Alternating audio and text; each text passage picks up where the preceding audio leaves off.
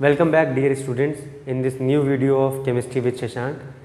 सो आज हम लोग फिर से नया एक वीडियो लेके आए हैं नए कंटेंट के साथ IUPAC नोमेनक्लेचर पे। इससे पहले हम लोग लास्ट की कुछ वीडियोस में हमने बेसिक्स ऑफ ऑर्गेनिक केमिस्ट्री पढ़ा था। उसमें हम लोग ने alkane, alkene, alkyne, different functional groups, IUPAC nomenclature कैसे किया जाता है, एक फंक्शनल ग्रुप हो तो कैसे आइडेंटिफाई किया जाता है, एक से ज़्यादा हो तो कौन पेरेंट बनने वाला है, कौन सा सब्स्टिट्यूएंट में जाएगा। तो इस तरीके से वो सारी हमने किया था। आई होप उन वीडियो से आपको हेल्प मिली होगी, और अगर आपने शायद वो वीडियोस अभी तक नहीं देखे हैं तो मैं लिंक उनके डिस्क्रिप्शन बॉक्स में मेंशन कर दूंगा, तो please go and watch that videos. तो उससे आपका जो एक IUPAC नोमेनक्लेचर है उसका एलिफेटिक और जो ओपन चेन कंपाउंड्स हैं उनके नोमेनक्लेचर से रिलेटेड जितने भी क्वेश्चन है वो आप इजीली सॉल्व कर सकते हैं, whether you are appearing for any entrance exam या बोर्ड एग्जाम्स के हिसाब से। तो वो सारी चीज़ें आप पुरानी वीडियो से समझ लीजिएगा। आज हम लोग उसी सीरीज़ को कंटिन्यू करते हैं and now we are heading towards cyclic compounds. हमने बात करी थी साइक्लिक कंपाउंड्स होते हैं विच आर क्लोज्ड वन, जो क्लोज रहते हैं जिसमें एक कार्बन दूसरे कार्बन से एंड टू एंड लिंक रहता है। तो ऐसे कंपाउंड्स को, या फिर वो किसी हेटेरो एटम के द्वारा लिंक रहते हैं। तो अभी हम लोग आज उनके वो क्या होते हैं, उनकी नेमिंग कैसे होते हैं, उनका फॉर्मूला क्या होता है, वो सारी चीज़ें देख लेते हैं। तो अभी आपको बोर्ड पे दिखाई पड़ रहा होगा व्हाट आई हैव ड्रॉन। मैंने यहाँ पे दो पार्ट में ड्रॉ किया है। मैंने कार्बन नंबर सेम रखे हुए हैं और उनको हम लोग ने एक कंपैरेटिव एनालिसिस करेंगे। कंपैरेटिव एनालिसिस करने से क्या होगा, यू कैन इजीली आइडेंटिफाई, और एक चीज़ से आप दूसरी चीज़ इजीली समझ सकते हैं, दोनों के बीच होने वाले डिफरेंस को समझ सकते हैं हर एक पॉइंट पे। अच्छा, एक पॉइंट मैंने पहले की वीडियोस में डिस्कस किया हुआ था कि साइक्लिक जब कंपाउंड की बात करते हैं तो वहाँ पर हमारा मिनिमम कार्बन का नंबर 3 होता है, बिकॉज 2 कार्बन वाला कभी भी क्लोज साइकिल नहीं बना सकता। At least we need minimum 3 carbon एक दूसरे से इंटरेक्ट करने के लिए और एक दूसरे के साथ लिंक करने के लिए, so that we can form a closed image. तो यहाँ पर जो साइक्लिक कंपाउंड्स होते हैं उनकी स्टार्टिंग आपकी 3 कार्बन से होती है। So now we can see the comparative difference. ठीक है, अगर ये यहाँ पे ये वाला पार्ट पूरा ए साइक्लिक वाला है, ये वाला पार्ट पूरा साइक्लिक वाला है, तीनों में डिफरेंस देखते हैं। फर्स्ट हम लोग आते हैं स्टार्टिंग नंबर ऑफ कार्बन कितने, 3। जब 3 कार्बन वाला कोई एल्केन होता है उसको हम लोग क्या बोलते हैं, प्रोपेन बोलते हैं। उसका स्ट्रक्चरल फॉर्मूला 3 कार्बन होते हैं और 8 हाइड्रोजन होते हैं। करेक्ट, तो ये बिल्कुल सही है। अब इसी का जो साइक्लिक वर्जन होता है, साइक्लिक में जब होता है 3 कार्बन वाला उसको प्रोपेन ना बोल के साइक्लोप्रोपेन बोलते हैं, तो मेक अ डिफरेंस। ठीक है, among cyclic and a cyclic compound. तो क्योंकि साइक्लिक है इसलिए हर जगह यहाँ पे साइक्लो लग जाएगा। साइक्लोप्रोपेन होता है, उसका बेसिक स्ट्रक्चर एक ट्राइंगल की तरह होता है। ट्राइंगल का मतलब है यहाँ पर एक C लगा हुआ है, यहाँ पर एक C लगा हुआ है, यहाँ पर एक C लगा हुआ है, और C की 2 वैलेंसीज कार्बन से पूरी हो रही है, बाकी 2 वैलेंसी हाइड्रोजन पूरी कर रहा है। तो ये कुछ ऐसा है, CH2 CH2 CH2। इसका फॉर्मूला क्या हो जाता है, C3H6 हो जाता है। हमने डिस्कस किया था पहले भी कि जो साइक्लिक एल्केन्स होते हैं वो उनका फॉर्मूला CnH2n होता है, और इनका क्या होता है CnH2n+2।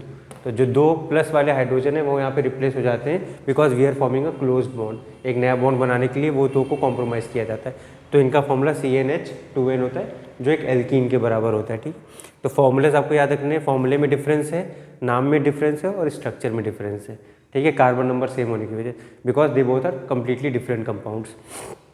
नेक्स्ट आ जाते हैं 4 कार्बन वाले एल्केन को क्या बोलते हैं, ब्यूटेन बोलते हैं। 4 कार्बन होते हैं, C4H10 इसका कंडेंस फॉर्मूला है।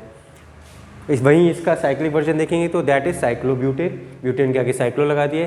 4 कार्बन वाला क्लोज का स्ट्रक्चर जो कि एक स्क्वायर की तरह दिखाई पड़ता है, and the formula is C4H8। Next we come to pentane. Pentane में 5 कार्बन होंगे, C5H12 फॉर्मूला बन रहा है, और इसका साइक्लिक वर्जन में होता है साइक्लोपेंटेन। एक 5 मेंबर का पेंटागन जैसे स्ट्रक्चर बनाते हैं हम लोग, और C5H10 इसका फॉर्मूला बनता है।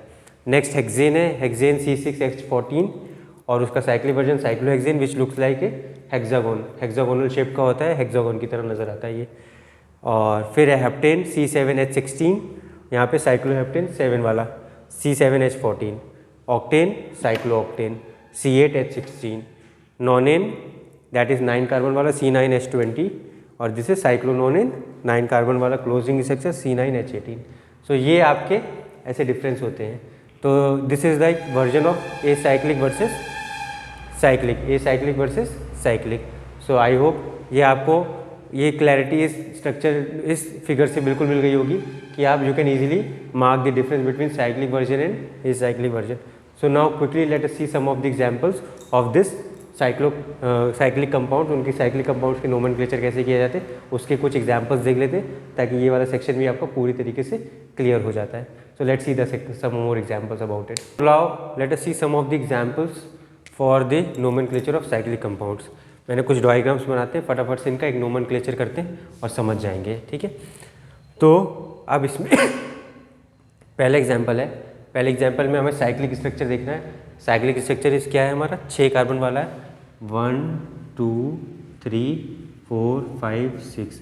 साइक्लिक में ही नोमेनक्लेचर करेंगे, आइदर यहाँ से कर लो या यहाँ से कर लो, सेम बात पड़ रही है। सब्स्टिट्यूएंट को हमने सबसे छोटा नंबर दिया है। सब्स्टिट्यूएंट हमारा क्या है, एक मिथाइल ग्रुप है।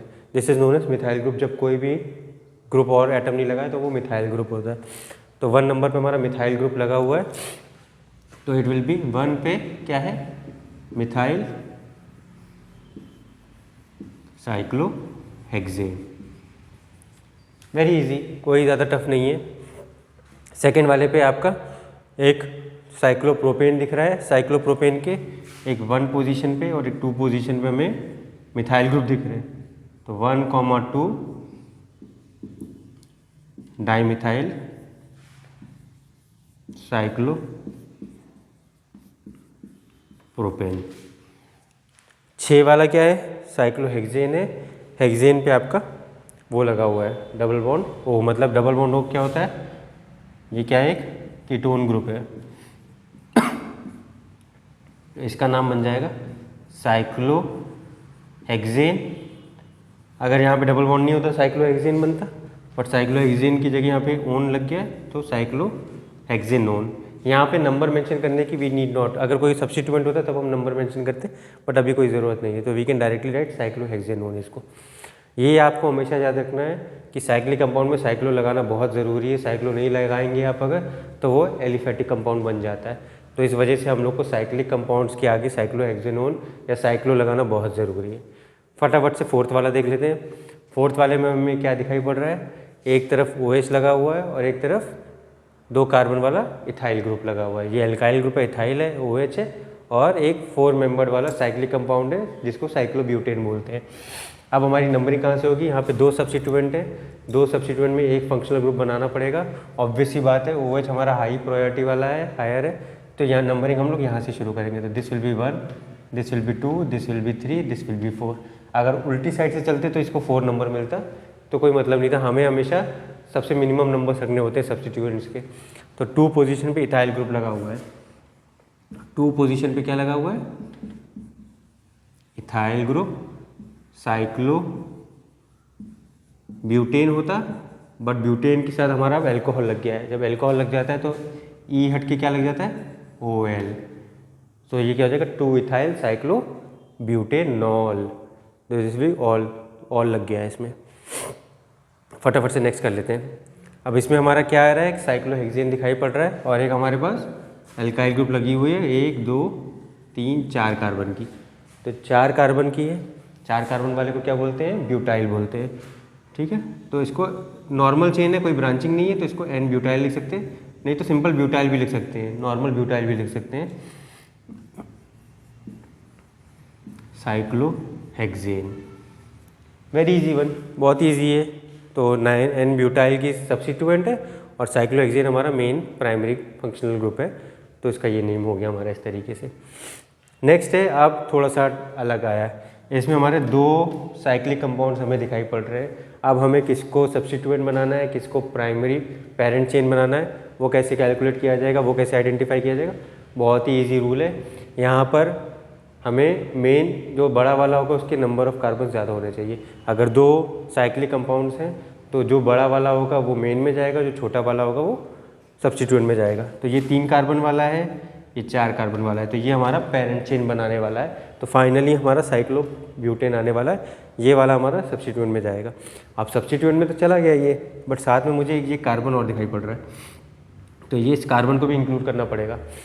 तो इसका नाम ऐसे बनेगा, 1 पोजीशन पे क्या लगा हुआ है, 1 2 3 4, इस तरीके से नंबरिंग करेंगे। 1 पे क्या लगा हुआ है,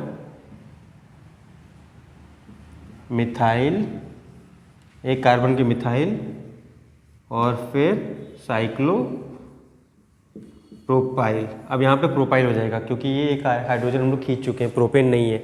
यहाँ पर अगर ये नहीं होता तो साइक्लोप्रोपेन बनता, बट यहाँ पे एक हाइड्रोजन हमने बॉन्ड करा दिया। So we have cyclopropyl, cyclo butane.